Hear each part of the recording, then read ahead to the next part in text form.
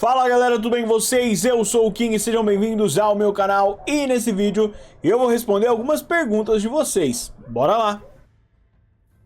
Vamos lá galera, vamos aqui então. Hoje eu vou começar aqui logo rapidão pegar a primeira pergunta, mas antes disso já deixa o like aí no vídeo que não te custa nada e ajuda bastante a gente. A primeira pergunta é da Kalana. Eu queria saber se o Amumu pode matar Yordles, porque ele tem o toque mortal, mas os Yordles são imortais. Olha, no meu ponto de vista, os Yordles são imortais no quesito saúde e tempo. Meio que eles não vão morrer porque pegaram alguma doença ou coisa desse tipo. Mas se você tentar matar um Yordle, eu acho que dá. Logo, talvez o Amumu conseguisse sim matar outros Yordles por conta do poder dele. Zé Perninha 6558. Eu queria saber mais sobre a N, já que é a minha main. Será que em algum momento, se em algum futuro longe ela receba algum rework e venha como adolescente? Essa questão da idade para os personagens é interessante, né? Acabou de acontecer com o Yasuo. A gente recebeu a versão profetizada dele, então a versão do futuro onde o Yasuo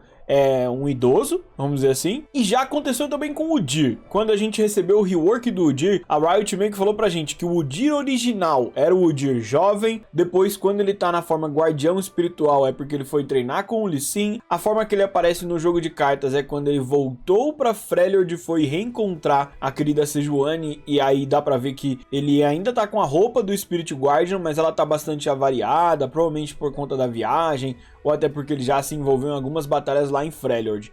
E aí quando sai a última forma do Udyr, que é ele reworkado lá no LoLzinho, aí ele já tá cinquentão, já tá mais velho ali. E aí ele tem mais aquele shape do avô forte, né, vamos dizer assim. Então, interessante. Já aconteceu, idade já foi abordado para os personagens. A Riot acabou de dizer que a próxima Shyvana, a Shyvana reworkada, não vai ser um reset, mas vai ser a Shyvana mais velha, depois de passar pelas experiências que a gente tem acompanhado na lore, principalmente no Mage Seeker. Então, se eu disser pra você que não tem nenhuma chance da gente ver uma N adolescente, eu acho que eu vou estar mentindo. Mas se eu vejo um futuro próximo onde isso está acontecendo, não vejo também. Eu acho que tanto para ela, quanto pro Nunu, quanto pro Milho, isso deles ganharem idade, talvez não aconteça no LoL. Talvez aconteça em outras mídias.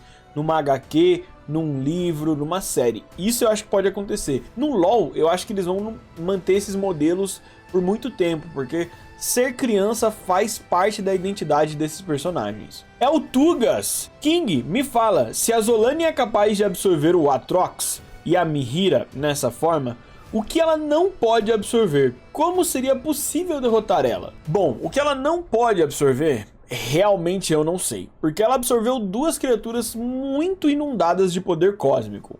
Um Darkin, que é um ascendente, e um aspecto. Ou mais ou menos quase um aspecto já meio celestial, como era a Mihira naquela última forma dela. Então, a Zolani é capaz de controlar poderes enormes, cargas de energia gigantescas. Quando a gente fala tem algo que ela não seria capaz de absorver, pelo que deu para entender, ela precisa de alguma forma ter derrotado o oponente ou ter enfraquecido e aí ela absorve, tipo capturar um Pokémon. Então, pessoas que ela não conseguisse derrotar, muito provavelmente ela não conseguiria capturar, porque talvez sem ter apanhado a pessoa tivesse força de vontade suficiente para sair do controle mental ou até do controle do sangue que a Zolani tem. A gente viu que o Ryze derrotou ela, né? A Zolani foi derrotada, é meio que a gente entende assim, o final da saga Darkin 2, porque tem aquela animação dentro do Legends of Runeterra, onde o Ryze junta todas as runas e ele oblitera qualquer partida, e ele tem uma fala pra Zolani, ele tem uma fala pra quando ele ganha ali, então meio que a gente entende que o Ryze venceu a Zolani. Ele simplesmente pegou as runas e deu um blip na Zolani e ela desapareceu, como se ele fosse o Thanos, é assim que eu entendo. Então tá aí, a gente sabe que a Zolani pode não conseguir absorver inimigos que ela não consiga derrotar, e também sabe que o Ryze já conseguiu derrotar ela. Se existe alguma coisa que tenha energia o suficiente para fazer ela explodir de tentar absorver essa energia, olha, dá pra chutar, talvez se ela tentar absorver a árvore de Bandópolis, se ela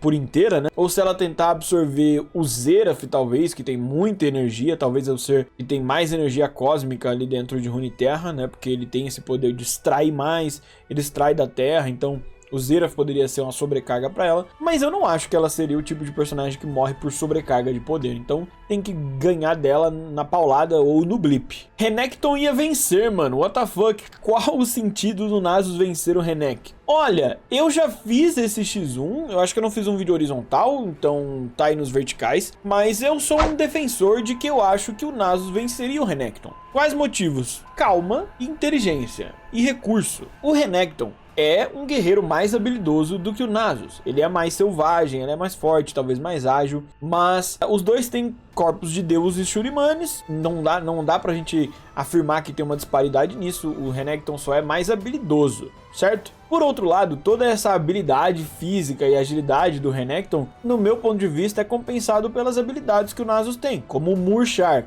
O Nasus consegue fazer com que o inimigo fique mais lento, mais fraco. O Nasus consegue fazer o portal de força dele ali no chão, o símbolo de poder dele. Os dois aí conseguem ficar gigantes, isso é um poder que me parece natural para deuses ascendidos. Mas fora isso, quanto mais a luta se estender, mais forte vai ficar ali o sifão do Nasus. Então acho que o Nasus tem um kit muito específico para poder vencer oponentes que partam para cima dele sem tanta estratégia. Por outro lado, a gente precisa lembrar que ele é o mais sábio de todos.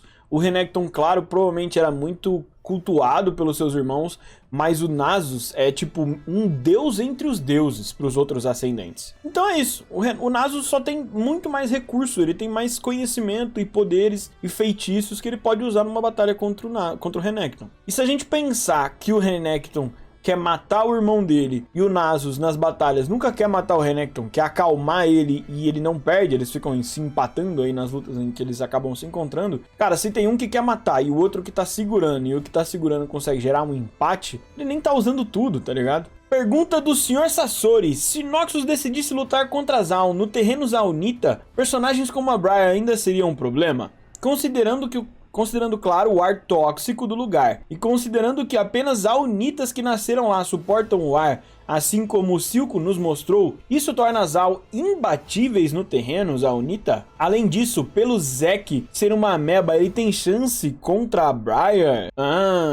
São só algumas dúvidas. Vamos lá. Eu sempre dou valor no terreno quando você está sendo invadido. Então, a gente já viu isso no nosso mundo real. Guerras de invasão, se quem está invadindo não sabe lidar com o terreno, acaba perdendo. A gente viu isso ali no conflito do Vietnã. Não vou tentar falar tanto de guerra aqui para não dar strike nem nada assim. E também a gente conhece a história do General Inverno. Então, invadir o terreno do seu oponente sem saber as características desse terreno pode te dar um grande desfavor num combate militar. Então, uma guerra de invasão num terreno tão acidentado e tão poluído e com características tão específicas como Zaun, acho que de fato qualquer exército que tente invadir Zaun vai ter problemas. A outra questão é a troca cultural entre esses dois povos. Então Noxus provavelmente sabe como é Zaun. Claro que não vai ter os melhores mapas, os mapas mais atualizados e nem com guias de dicas específicas para atalhos, nem nada desse tipo. Eu acho que de fato eles conhecem o básico sobre Zaun, saberiam sim que o ar é tóxico, não iriam dar as caras nesse ar tóxico tão simplesmente, mas eles também não têm muito como aprender os meandros ali de caminhar. Então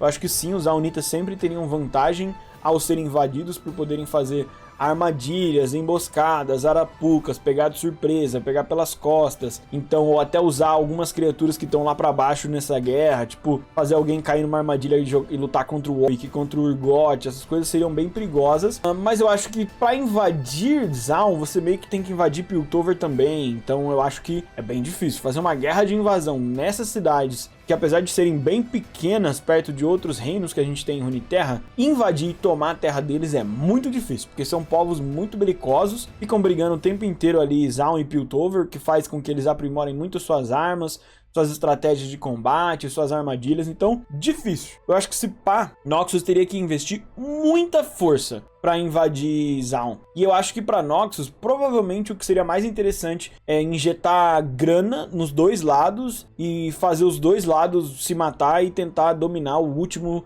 que tivesse sobrado, e lembrando que o que tivesse sobrado teria se machucado muito mais ali, então aí Noxus conseguiria ir lá depois e ganhar do último povo que sobrasse por ali. É isso, família, acabamos com as perguntas por aqui. Eu peço pra você chegar no like se você curte esse tipo de vídeo. Esse é o tipo de vídeo que às vezes não dá muito engajamento, mas eu entendo que eu tô atendendo algumas demandas de vocês, então se você chegou até aqui, chega no like muito, muito forte, não te atrapalha em nada, não te custa nada, meu querido, e ajuda muito o canal. Firmezinha? Se você gosta do meu trabalho, se inscreve. Se você já é inscrito, considere se tornar membro, ganha acesso a conteúdo exclusivo aqui, como a Audioteca do King, onde a gente faz leituras aí dos contos. Você talvez não tenha saco para ler, mas a gente faz uma versão aí em vídeo e áudio para você curtir quando estiver lavando aquela louça, estiver dando aquela passada de vassoura na casa, firmeza? Então aqui do lado, inclusive vai estar passando aí os nossos clubes de membros, um abraço especial pro Ednei e pro Diego. E se você curte lore, aqui do lado tô eu lendo a do Smolder. Dá um pulinho lá,